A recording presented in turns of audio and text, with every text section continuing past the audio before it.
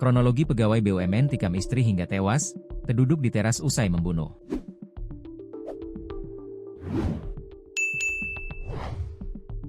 Berdasarkan kronologi sementara dari pihak kepolisian, suami tega bunuh istri sendiri, berujung terduduk di teras menunggu ditangkap. Seorang pegawai Badan Usaha Milik Negara, BUMN, tega menusuk istrinya BW, 52, hingga tewas di rumah Jalan Serayu, Kelurahan Pandrejo, Kecamatan Kabupaten Banyuwangi, Jawa Timur, Jatim, Senin, 20 Oktober 2025. Setelah membunuh sang istri, pelaku mencari informasi nomor telepon polisi dari sebuah grup WhatsApp. Ia pun langsung mengirimkan pesan yang mengaku telah membunuh sang istri. Tadi sekitar pukul 8.30 WIB, terduga pelaku ini mengirim pesan WhatsApp kepada salah satu personel Polresta Banyuwangi dari unit laka.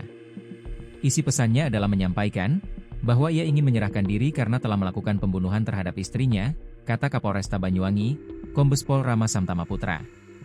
Mendapat kabar itu, anggota Satlantas Polresta Banyuwangi meneruskan informasi ke Satreskrim. Aparat langsung datang ke lokasi tempat pembunuhan untuk mencari tahu kebenarannya.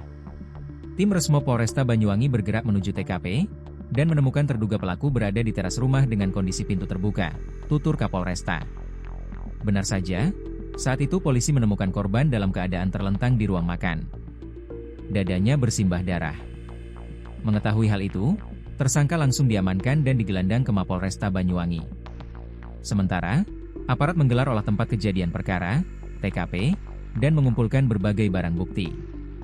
Proses penyelidikan dan penyidikan akan dilakukan lebih lanjut, imbuh Rama. Tersangka mengakui menusuk istrinya dengan pisau dapur. Tusukan bersarang tepat di bagian dada korban hingga ia meninggal di lokasi. Saat ini jenazah korban sudah dibawa ke rumah sakit untuk dilakukan autopsi, ucapnya.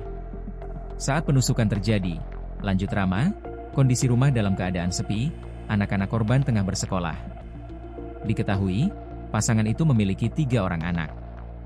Anak pertama berada di Malang untuk berkuliah. Sementara anak kedua bersekolah di tingkat sekolah menengah kejuruan, dan anak bungsu bersekolah setingkat sekolah menengah pertama. Berdasarkan keterangan, anak-anak pasangan ini ada 3 orang, dan saat kejadian mereka sedang berada di luar rumah. Beberapa di antaranya sedang sekolah. Jadi, di rumah hanya ada pelaku dan korban, tanda Rama.